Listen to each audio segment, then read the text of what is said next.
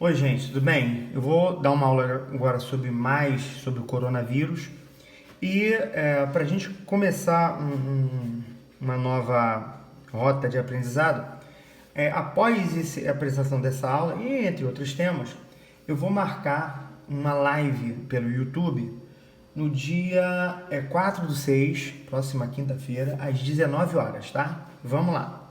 Então vamos explicar um pouquinho mais sobre o coronavírus. Hoje, o grande problema que eu vejo sobre o coronavírus é negar a existência do coronavírus ou a histeria total de que é uma doença que vai matar milhões de pessoas, né? Negar também que, ou afirmar que é uma doença, uma gripezinha, não é nada demais, também não é para ser colocado, mas também não é a doença que vai se alastrar e matar todas as pessoas que forem infectadas, tá certo? Vamos conversar sobre isso na live, mas vamos lá. Aqui é o vírus. O vírus ele tem essa característica. Ele tem um envoltório, que é uma membrana de fosfolipídios, tem proteínas, e essas proteínas elas têm a importância que elas se fixam nas nossas células, e o material genético, que é de RNA, que faz com que o vírus tenha uma taxa de mutação maior, tá certo? Qual a importância dessas substâncias? Então nós estamos escutando aí o cloro, o álcool, formol, cloro, álcool 70, água sanitária, que também é o cloro, né? Calor acima de 40 graus, ele afeta o vírus. Por quê? Porque ele faz com que as proteínas do vírus, essas proteínas que se fixam na gente, faz o vírus se fixar nas nossas células, elas percam a estrutura, se desnaturem e percam a função, tá certo?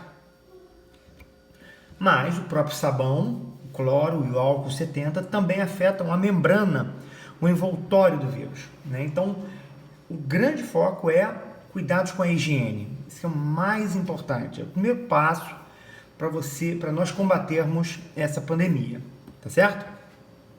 O vírus, ele tem uma característica extremamente interessante. Ele tem proteínas, né, que fazem com que ele se fixem em outras proteínas que estão na membrana das nossas células.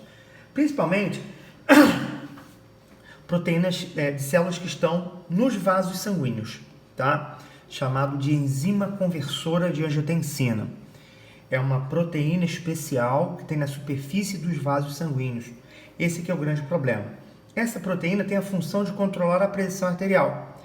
E o vírus, apesar de ser um vírus que inicialmente só afetaria o sistema respiratório superior, faringe, nariz, cavidade oral, brônquios, ele consegue chegar até os vasos sanguíneos através do pulmão e grudar nas células dos vasos sanguíneos. Esse que é o grande drama em relação ao Covid, tá? Qual é o problema? Essa proteína, ela está mais alta em pessoas hipertensas, em pessoas obesas. A quantidade dessa proteína, né, chamada enzima conversora de angiotensina, está mais alta em obesas, diabéticos, indivíduos idosos, tá? Hipertensos, indivíduos que têm predisposição a problemas cardiovasculares.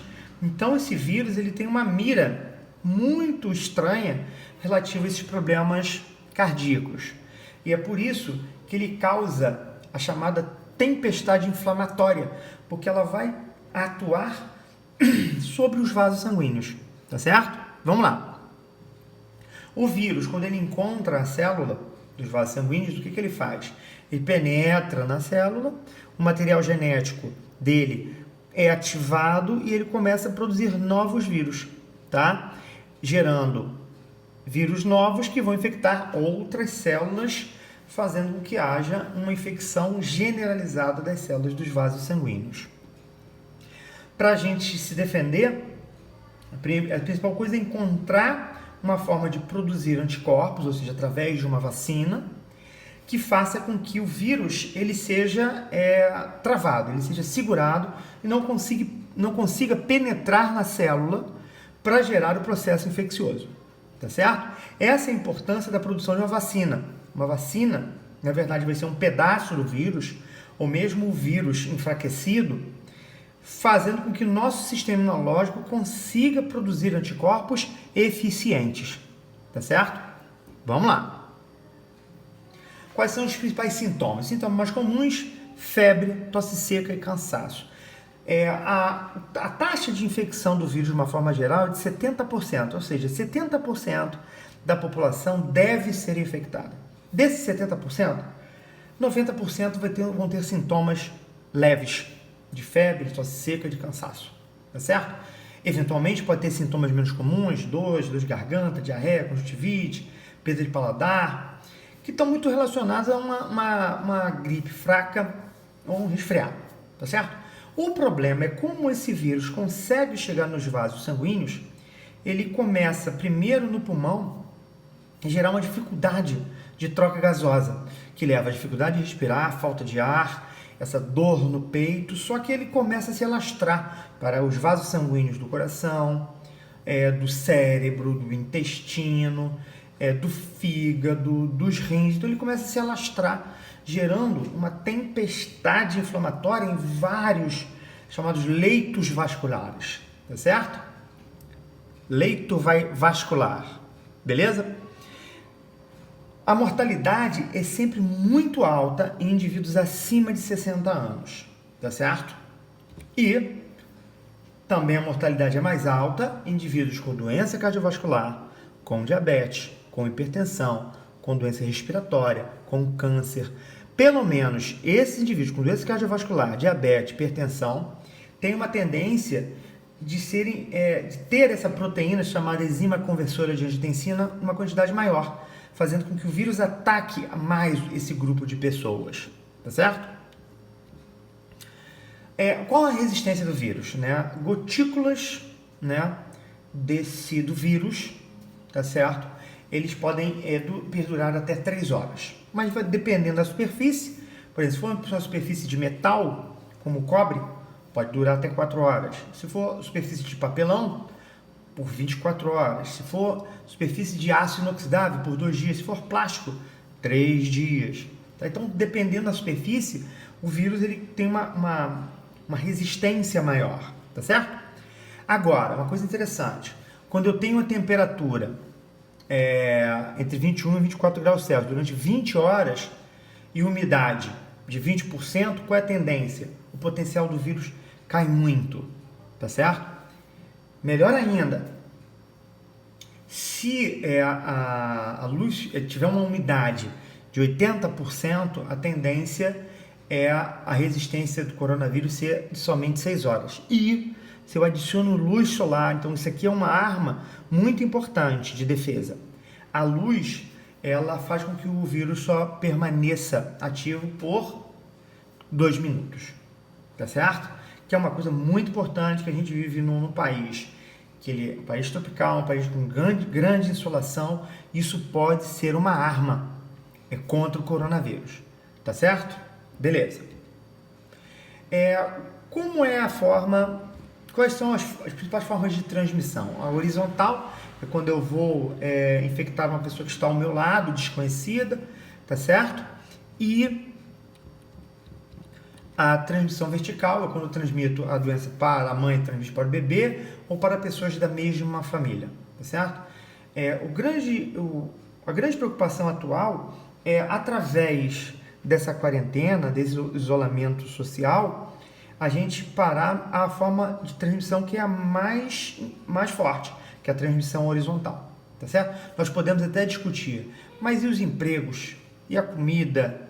Fome nas pessoas, porque está afetando muito a nossa economia. Desemprego. Mas o governo tem dinheiro. Mas esse dinheiro sai de algum lugar.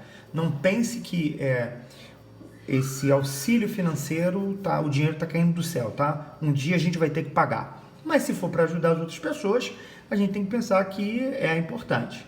Mas viveremos dias à frente bastante difíceis, tá?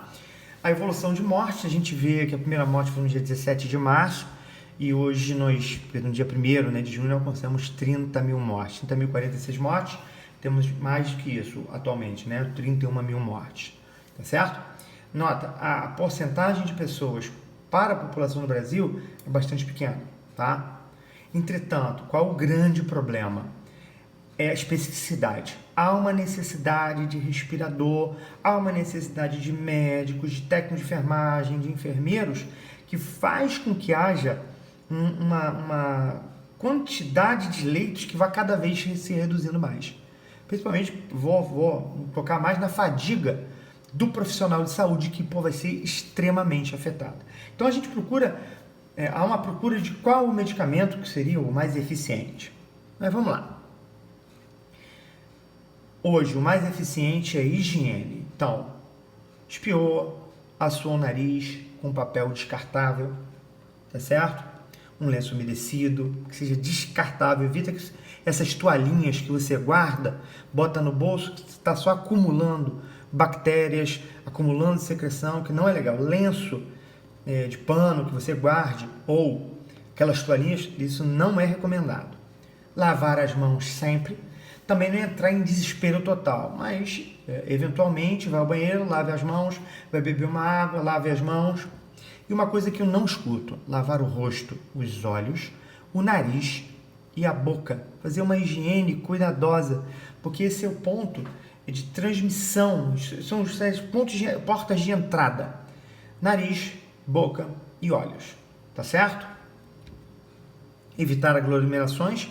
Nota, nós vamos ter um grande grupo de pessoas que vão ser infectadas, tá certo? O que nós estamos fazendo agora é reduzindo a velocidade de infecção, de contágio dessa doença, tá? O uso de máscaras é bem-vindo, até chama atenção que eu usando máscara, eu perdi, usando máscara, eu ganhei uma característica que é não tocar mais no meu nariz. Estou com máscara, eu penso, não vou tocar no meu nariz. Então, a gente está mudando um pouco o hábito de sempre tocar, porque se eu toco o nariz, toco alguma superfície, se eu estiver infectado, eu vou transferir esse vírus para aquela superfície, alguém toca, então é uma mudança de hábito interessante. O uso de máscara de algodão, ela não vai evitar o contágio do novo coronavírus, tá? Foi feita até uma experimentação na Universidade Federal de Minas Gerais, em que mostrou que reduz a transmissão de bactérias, tá certo? Mas nota, a pessoa, se eu tenho uma máscara de algodão, a pessoa espirra, pode chegar até 1 metro, pode passar por esses poros, tá certo? Mas também não vamos entrar, é mais uma arma, não vamos entrar também em total desespero, nem desacreditar por total. É mais uma arma que evita com que essas gotas a gente infecte o ambiente, tá certo? Tenta manter uma distância entre as pessoas. Se foi à rua, voltou, eventualmente, por exemplo, a gente calça jeans, geralmente não lava toda hora, mas você vai usar de novo o tênis. Então, é a roupa que você chega da rua, você não deve transitar em casa, tá certo? Então, temos que lavar, limpar, né, o chão, o interruptor, maçanetas, o carro, tá? Chegou da rua, limpa-se o tênis. Tenta criar na sua casa um ambiente onde vai deixar a roupa suja para lavar, eventualmente um local onde vai ficar o tênis, que você vai passar um pano com água e cloro, ou álcool 70, limpar também no tanque, a parte de baixo do tênis, tudo bonitinho, passar um pano na sua calça, se você for utilizar de novo, ou o seu jaleco, se tiver um spray com água e cloro, ou água sanitária, passar um spray, passar um pano rápido, para ter uma limpeza, melhor ainda, ou água e sabão, só um spray, tá certo? Para reduzir. Fazer caminhadas para melhorar a sua capacidade respiratória, evitando problemas que possam estar relacionados a piorar o seu estado se você for infectado, mas evitando sempre grupos, cuidando da sua saúde mental, controlando a pressão, porque pessoas hipertensas têm mais facilidade de ser infectado e chegar às formas mais graves. Hoje, alguns hospitais estão usando um rodo, né, ou uma vassoura que emite luz ultravioleta, que também tem uma função germicida. Lembrando, nós temos a radiação ultravioleta A, que alcança a superfície do nosso planeta, e tanto a UVA quanto a UVB tem um efeito germicida, ou seja, de matar germes, bactérias inativar vírus, tá? Então aqui seria a comparação da radiação ultravioleta, né? Tem uma alta potência germicida comparado com a luz visível, que também tem uma ação germicida, só que é uma função germicida baixa. A melhor tipo de luz, comprimento de onda de luz com função germicida é da radiação ultravioleta A, B e C, que apesar que chega só na nossa superfície, é basicamente UVA, que tem função germicida. Então a luz, ela vai ser uma arma importante, a luz solar, né, vai ser uma arma importante contra o coronavírus. Tá? A cloroquina é a cura? Aqui está o trabalho no qual se baseou o Donald Trump sobre a hidroxicloroquina e a azitromicina, e eu tenho críticas a esse trabalho, que esse trabalho foi feita uma pesquisa só com 36 pessoas, né? 36 pessoas que estavam em UTI. E dessas 36, cerca de 3 pessoas morreram usando a hidroxicloroquina, mas olha o gráfico aqui. Aqui seriam os indivíduos, foram só 16 pessoas, indivíduos aqui que não usaram a hidroxicloroquina, e os indivíduos que usaram a hidroxicloroquina, mas a azitromicina, no dia 6 eles não tinham mais o vírus. Então começou a se acreditar, não, então aqui está a cura da Covid, porque nota, hidroxicloroquina com azitromicina, com 6 dias, todas as pessoas estavam sem o vírus. Mas nota, eles informaram até no trabalho, mas não explicitaram isso. Só fizeram um estudo com 36 pessoas e 3 delas faleceram. Então não houve, se fosse 100% de cura, todas as pessoas estariam vivas, tá certo? Beleza. Atualmente existe um medicamento que está sendo muito estudado chamado ivermectina. É um remédio inicialmente utilizado para vermífugo, tá? Para verme em animais, que também o ser humano também pode utilizar, que tem um efeito antibacteriano, anticâncer e antiviral. Existem vários vírus que foi demonstrado que ele bloqueia o ciclo do vírus e bloqueia também o ciclo do vírus que causa a doença, o Covid-19. Tá certo? Mas ainda é um candidato, não é a cura, mas tem efeitos bastante interessantes.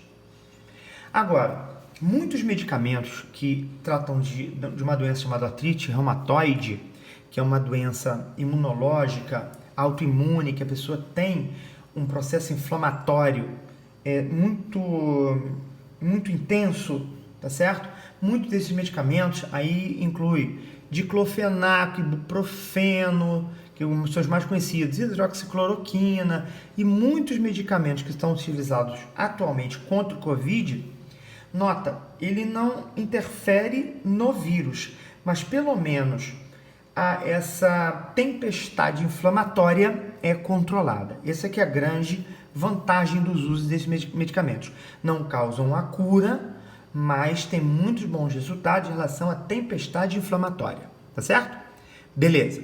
Aqui é um outro remédio que foi descoberto há pouco tempo também, que é usado para artrite, mas também está sendo muito importante para aliviar os sintomas dessa tempestade inflamatória. Então, nota, não há a cura ainda.